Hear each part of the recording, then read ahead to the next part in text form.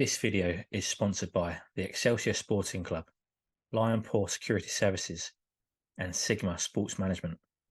Kick it off with the video that sort of went viral in the week. Ngannou on the pads ahead of his massive fight with Tyson Fury. Firstly, have you seen the video? And if you have, what do you make of it? Well, yeah, I have seen it, and I've also seen the backlash that he's got from it. But I think that with the mindset people have got with Ngannou for this fight, I think that he could look like Floyd Mayweather on the pads, and someone would have said they never would have given, they never would have watched the video of Ngannou on the pads and then add something positive to say. You know what I mean? But I don't take much from it really. The way I look at it is like eating pads isn't like someone said it to me ages ago. I don't look the best on pads or on a bag, but I'm good in there. Yeah. So I don't really look that much into it. I think that one of the main things people are saying is that he looks slow, but he's never been known for his speed. Do you know what I mean? I know, but it's like I just don't think you'll be able to judge it till you see it, because at the end of the day, I don't know how long he's known he was going to be boxing for. Let's say it was a couple of months. He's just been boxing for months and months now, so I know you can see a little clip of it on that video, but I do just think that you're going to have to just wait and see. And I still think that he's going to surprise people for a couple of rounds and look good, in a sense of better than what people expect of him. Yeah. Ultimately, though, this is the whole thing. You hit the nail on the head. People are talking about his speed, but like I said there, he was never known for his speed in the UFC. I mean, Tyson Fury's not the quickest fighter on the planet. Yeah, he's got great movement and great footwork, but he's not the quickest either. Do you know what I mean? I feel like you say, no one was going to say anything nice about the video anyway, so I feel like it's been taken out of proportion a bit. I think another thing where you're saying no one knows him for his speed, I think that the way Ngannou punches, he just put everything into the punches, and that's why, and you can see that on the pads. So they might be slow, but they'll be strong. You know what I mean? And it just comes back down to that question of what everyone's going to tune in for, which is, can Ngannou land one on Tyson? And that's it. And it's going to be one of them big slow ones that he's going to try and do. But he's going to. I know he's got that record for the hardest punching combat sports or boxing or whatever it is. He's probably doing it as hard as Deontay Wilder when you have to get in there. But I bet he can still smash, and he is a big lump. And if one does land on your chin, he'll put anyone to sleep. But you know, I think that's it. Everyone's just tuning in to see if he can, and that's it. He's not gonna. That's the way he's always fought. He puts everything into it. If you go and look at some of his knockouts, they're brutal, and it's because he punches the way he punches, and he's just doing him. Well, moving on from that, we'll talk a bit more in depth in the next episode. But I want to touch on some of the cards that are coming up in the UFC. I mean, first up in a couple of weeks, it's the Makhachev and Oliveira rematch. Is it going to be repeat or revenge, mate? What are you thinking? I don't know. I just love Charles. I love Oliveira. I love his story. I love how he come back from he was on a real bumpy road where he was just like a middleman, where he was like a stepping stone, and then just like revitalized his career in quite late on as well. But I'm a huge fan, so I think that I hope that he'll do him this time. But yeah, I'm on the fence over that one. I want Charles to win, but we'll see. Another one that's a few weeks after that, it's the man, Jon Jones. Jon Jones against the Miocic. I mean, Jon Jones, it's sort of hard to picture him losing unless it's against someone that's incredible. And is Miocic that incredible man that's going to upset the apple cart? No, not for me. I'd pick Jon Jones against Superman. I just think he's just him against anyone. He's like he is the hardest man on the planet. Easily, and he's so skilled and even at heavyweight, I know it wasn't the most exciting fight, but he just the way he dealt with Salgani, he was just he just manhandled him like he was a boy, and I just think that don't think that'll happen with Stipe, but I just think he'll outstrike him and be just too fast and I think, but the other side of it is there wasn't much to see in that last one because he did literally just grab Alden straight away and just the rest and Verhoeven and he was just too much for him in the grappling department. So it'd be interesting to see if he does wanna strike with Stipe and see how fast he is and whatever. But I still pick him every day of the week. I'll tell you, moving on from that, a fight that we'll go a bit more in depth on. It was announced a week or two ago, and I think people are really split on this one. It's Paddy Pimblett against Tony Ferguson. Before we go into it, I want to get your initial thoughts. When you saw that was announced, what did you think to it? It's just what everyone has thought. It's just such a weird. It's just when you look at it on face value, it's so strange. It's like Paddy's coming off a win and then they give him Tony. He's on a 6-fight loss, but then when you look into it, like yeah, Tony's on six losses on the bounce, but he's fought absolute monsters. Like and he's looked good in all of them.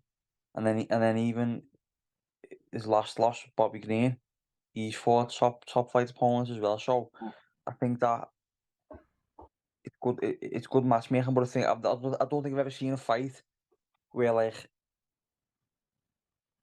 the stakes so high for whoever wins. Like the picture changes so much for whoever wins or whoever loses with that one. Because if Tony wins, it's massive for him and he's just stopped the big hype train. But then if Paddy wins, I feel sorry for him a little bit because he probably won't get the credit that he deserves because everyone will just go, oh well, he's on he's on a 6-fight loss streak anyway.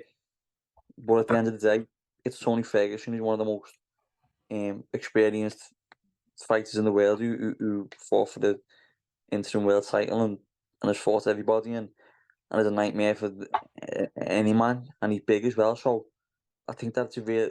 I think that it stacks up against Paddy a little bit.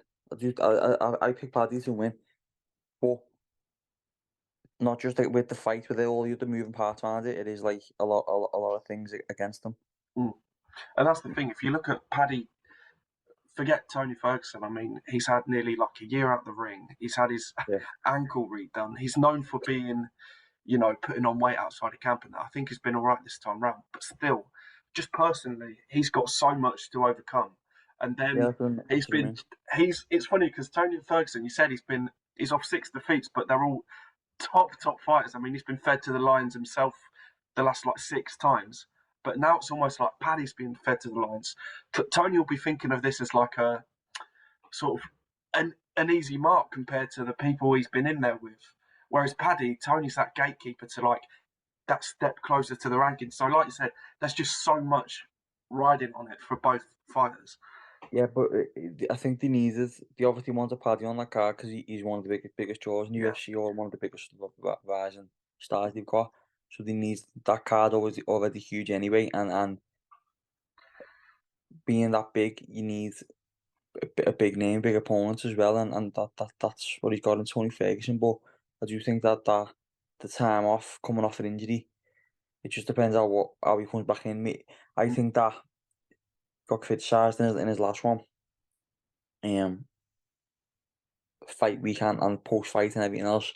So he's had time off. He'll probably come back a little bit resetting it, and he's looking at it like, well, I've got to put on a performance, and I imagine you'll get the best Paddy you've seen because of all them other reasons and the pressure's on just because it is Tony Ferguson and of the opponent. You know what I mean? So I think I'll make for a great fight. Do you think he'll handle the pressure well? I mean, he's had 4 fights in the UFC. 3 of them were behind closed doors. Do you think he'll handle that pressure? Because it, like you said, it's massive. Yeah, because I was thinking about this because I heard someone say on a comment they made a comment about a couple of Paddy's fights was behind closed doors when there was no crowd, and I thought, and when I first did that, I thought, oh, I never thought of that. But then thinking about it now, he's headlined in the Echo Arena in Liverpool in front of 10,000 scouts all screaming his name, and I was there for one of them, and I've never seen nothing like it. So I don't think that, especially from the crowd, bothers him. To be honest, I don't think that's anything to look at because I've seen him under massive pressure and then perform. So, I think it's just more so that the time off and then coming off an injury. But I do think that he's kept his weight down and stuff, and he hasn't like balloons up and gone massive. So, and he's got a bit of time out. It's not till December, is it? So Yeah, exactly. Got a big long campaign, and as I said, for the reasons I said before, where it is a big fight and this is his big. Oh well, it's like it is a name. Then it is your first match, even if it is Tony with 6 losses. Well, but this is his chance to shut all them people down who was giving him shit over the last one. Yeah. And just sort of that bumpy year that he's had, just put that behind him and finish the year strong. Moving on from Paddy, I mean, it wouldn't be an MMA show without mentioning Conor McGregor. A few days ago, it was announced that, well, it was pretty obvious that he wasn't going to be fighting Chandler this year. But for me, it just begs the question, with so much like umming and ahhing about Conor McGregor's career, do you think that we will ever see him back in the octagon, in the ring? I don't know. Because 1 minute I'm like, he's training a lot, but then I really want him to. I hope we do. Even Me if too. even it's Conor McGregor, you know what I mean? He is MMA, Yeah. and he has been combat sports for the last couple of years, and you know, he had a little bumpy road the last year or so, but I think he'll fight Chandler, even if that's his last one. I don't know, but I do think he'll fight Chandler. I don't think it'll be till March or something like that next year, because I was looking at one point. I was like, well, when you were looking at December or whatever it was, but he hadn't entered the USADA, the testing pool, and obviously you need 6 months. You need to be in the pool for 6 months before you can fight. And I think the only other pair, the only time you've ever exempted someone from that rule was Brock Lesnar, and then I'm sure he ended up popping for something. So I just don't think they do that. They do, or if it wasn't that fight, it was the fight after, but they done it, and he popped anyway or something like that. So I don't think they do that again, because I was thinking, oh, maybe they'll just give Conor an exemption and let him fight at the end of the year, even if it is just 5 months, 4 months, whatever. But no, I think it's going to be the full 6 months, and if they do fight, I think if you don't see the fight by next March ish, he won't fight again. Much as I want to, I just don't think he will. Well, moving on from McGregor, the last sort of person I want to talk about is Savannah Marshall. She's injured at the minute. I think it's to do with her hands, but she's signed with a PFL and she's training with Tom Aspinall's dad, Andy Aspinall. I'm just wondering what you thought of that. Is that, I mean, she's been with Peter Fury, I think, since she turned pro in boxing. Is Andy Aspinall the right man for her? Talk a little bit about that. But no, I know Andy. He's a boss fella, but I just think you can't really call that, because it just depends how they get on together. Exactly, yeah. It just depends how they gel. And you could have got 6 people who've been with a coach, didn't work for them, but you get that 6th person that just works, and then that's it. So there's that side of it, but I think that Andy will have a good insight on, because Tom's boxed. Yeah. I'm sure Tom's boxed professionally, hasn't he? I think so. I don't know, but he's always spar boxes, and he's boxed pretty much. So I think that Andy having a good knowledge of boxing, he'll be good to like gel into that and take care of all the growing pains, and because he knows both sides of it, you know what I mean? But I think as far as changing coaches, sometimes change is good. Yeah. What do you think to her making that move over to MMA? I mean, obviously it's sort of geared up for the Clarissa Shields rematch, but good move, bad move? What do you think to it? Don't know. It's a good move if the money's there and she wants to do it. Why not? And there's a big and why not? And if Clarissa's doing it as well, and there's a big and the PFL are going to throw loads of money at it. At the end of the day, what's going to happen?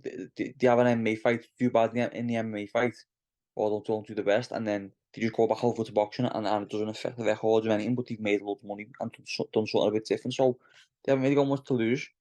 Mm. And I imagine they thought that even a team have fought long and hard on it, and if it didn't make sense, they wouldn't be doing it. So the numbers must be right, you know what I mean? Yeah.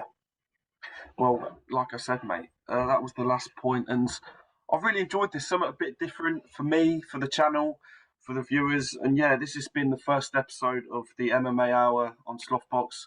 I've been Lynden Dixon. He's been Jack McGann, and we will see you in 2 weeks for the second episode. See you in 2 weeks.